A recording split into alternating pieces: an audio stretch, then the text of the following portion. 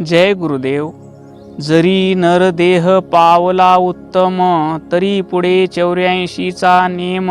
ठेविला करुणी प्रचंड येम, शिक्षा द्यावया प्राणियासी. या ओवीतून संत शिरोमणी शिवयोगी मन्मथ माऊली आपल्या परम रहस्य या प्रासादिक ग्रंथातून मानवी जीवनाचं महत्त्व सांगत आहेत. हे 84 लाख योनीतून औचित मिळालेला हा नरदेह आहे आणि हा नरदेह मानवाला महादेव बनवण्यासाठी मिळालेला आहे, स्वतःचं स्वरूप जाणून घेण्यासाठी मिळालेला आहे. हे न कळता आपण जर त्याचा दुरुपयोग केलात, चोरी, खोटे बोलणे, निंदा टवाळकी करणे, भ्रष्टाचार करणे, आसा व्यसन करणे, असा जर तुम्ही याचा दुरुपयोग केला तर माऊली पुढं काय म्हणतात, जरी नरदेह पावला उत्तम, तुम्हाला हा उत्तम प्रकारचा मानवी देह मिळूनही तुम्ही जर इथं नीट नाही वागलात तर पुढे 84चा नियम, पुढं अजून 84 लाख योनी फिरत बसावं लागल तुम्हाला.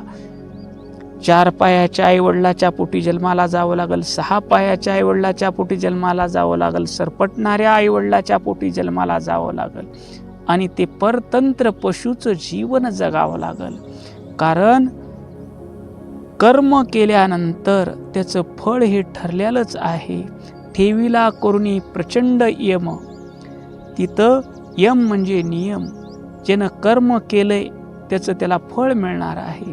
आंब्याचं बीज लावलं तर आंब्याचं झाडच येणार आहे आणि काट्याचं बीज लावलं तर काट्याचं झाड येणार आहे. बोया बीज बबुल का और बोला खाएगा आम.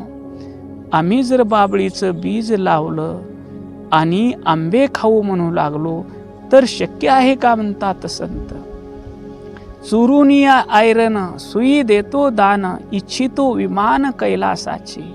मोठी आयरन सोन्याची चोरून आणतो आणि एक सोन्याची सुई दान देतो आणि म्हणतो मी दानी आहे आणि मी दान केलेलं आहे आणि मला स्वर्गात जाण्यासाठी विमान आलं पाहिजे.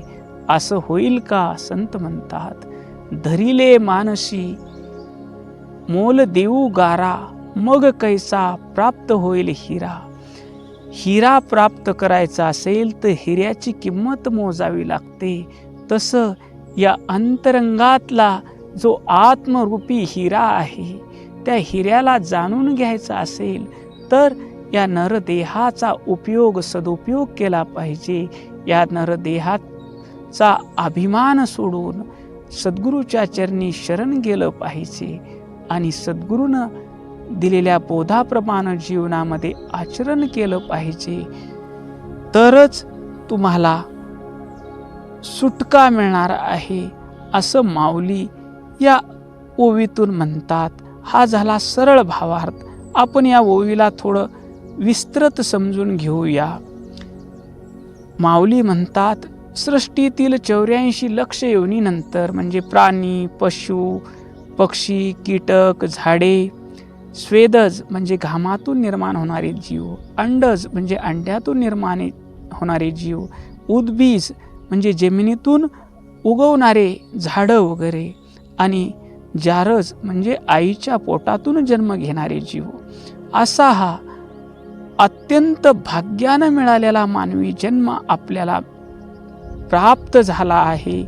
हा मानवी देह उत्तम मानला जातो कारण या देहामध्ये बुद्धी आहे, विचार करण्याची शक्ती आहे आणि ही शक्ती 83,99,999 प्राण्यामध्ये विचार करण्याची शक्ती नाही, म्हणून ते मुक्त होऊ शकत नाहीत.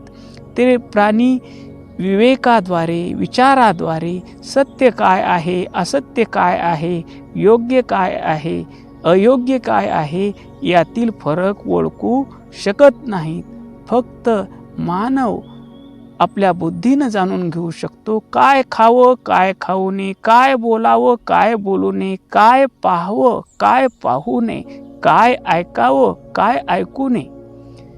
एखादी जर गाय आहे, गाय आपण पवित्र मानतो, पण ती गाय जर एखाद्या मंदिरात गेली तर तिला जर शौच आला तर तिला बाहेर जायचं समजतं का हो? समजत नाही, कारण त्याची नैसर्गिक प्रक्रिया आहे.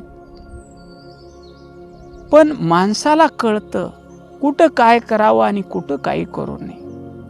तसं या ठिकाणी माऊली म्हणतात, माणूस हा एकमेव प्राणी आहे. त्याला सत्य काय आहे, असत्य काय आहे, योग्य काय आहे, अयोग्य काय आहे, कुठे काय करावे आणि कुठे काय करू नये हे कळतं त्याला. आणि म्हणूनच या बुद्धीच्या वैभवानं त्याला स्वतःला जाणून घेता येतं, विचार करता येतो की मी कोण आहे, जग काय आहे आणि जगदीश्वर काय आहे. मग हे जाणून घ्यायचं असेल तर काय करावं लागेल? ज्या संत महात्म्यांनी त्यांना जाणून घेतलं आहे त्यांच्या चरणी शरण जाण्याचा विचार ही मानवी बुद्धी करू शकते. पुढं माऊली म्हणतात, पुनर्जन्माचे चक्र तरी पुढे 84चा नेम.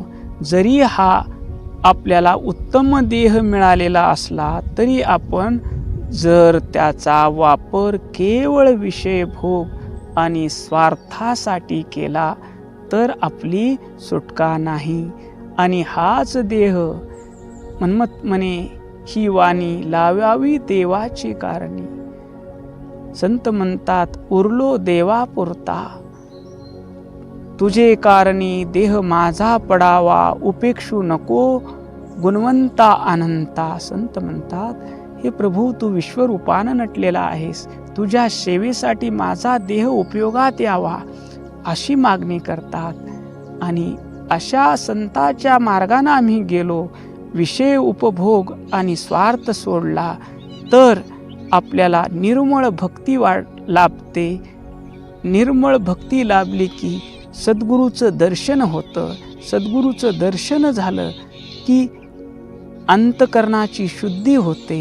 अंतकरणाची शुद्धी झाली की सद्गुरूनं सांगितलेला उपदेश आपल्या हृदयात साठतो. त्याचं श्रवण मनन निधिध्यासन होतं आणि त्याद्वारे आपल्याला 84 लाख योनीतून सुटका करून घेता येते. आणि जर आपण या मानवी देहाचा दुरुपयोग केलो, गुटखा, तंबाखू, दारू, व्यसन करणं, परस्त्री गमन करणं, भ्रष्टाचार करणं, दुसऱ्याला विनाकारण त्रास देणं, अशा गोष्टी जर आपण केल्या तर 84 लक्ष योनीच्या फेऱ्यात अडकण्याचा नियम अटळ आहे. म्हणजेच हा जन्म वाया घालवल्यास पुन्हा जन्ममरणाच्या फेऱ्यामध्ये पडावेच लागेल. कर्माचे फळ आणि यमदंड ठेविला करुणी प्रचंड यम. अध्यात्म आपल्याला सांगते की आपल्या प्रत्येक कर्माची नोंद असते. यम हे केवळ मरणाचे प्रतीक नाही तर ते न्याय आणि शिस्त याचं प्रतीक आहे. आपण केलेल्या वाईट कर्माची शिक्षा देण्यासाठी नियतीची म्हणजे यमाची व्यवस्था असते. ती व्यवस्था अत्यंत कडक आहे. कोणीही कर्म करो, कर्माचं बीज पडलं की त्याला फळ येणार, ते भोगल्याशिवाय चुकणार नाही. म्हणून संत सावधानतेचा इशारा देतात. शिक्षा द्यावया प्राण्याशी. अज्ञानापोटी माणूस स्वतःला केवळ शरीर समजतो आणि मी देह आहे या भावनेतून माझे करतो, माया मलात अडकतो आणि माझ्या लोकाला सुख मिळावं म्हणून बरे वाईट कर्म करतो आणि या जन्ममृत्यूच्या फेऱ्यात अडकतो. म्हणून माणसाचा जन्म मिळूनही पशुसारखा वागतो. म्हणून इथं माऊली म्हणतात, प्राणियासी शिक्षा द्यावया प्राणियासी हा शब्द वापरतात. जो मनुष्य विवेकाचा वापर करत नाही तो प्राण्यासारखाच आहे आणि त्याला कर्माची शिक्षा भोगावीच लागते. या ओवीतून माऊली सांगतात, मानवी देह म्हणजे एक संधी आहे. हा देह म्हणजे ईश्वराची प्राप्ती करून घेण्याची मोठी संधी आहे. वेळ निघून गेल्यावर पश्चाताप करण्यात अर्थ नाही. म्हणून संत महादेव प्रभू एका अभंगात म्हणतात, महादेव म्हणे प्रसादाची वेळ, सुषुप्तीत काळ दौडू नका. ओम शांती शांती शांती.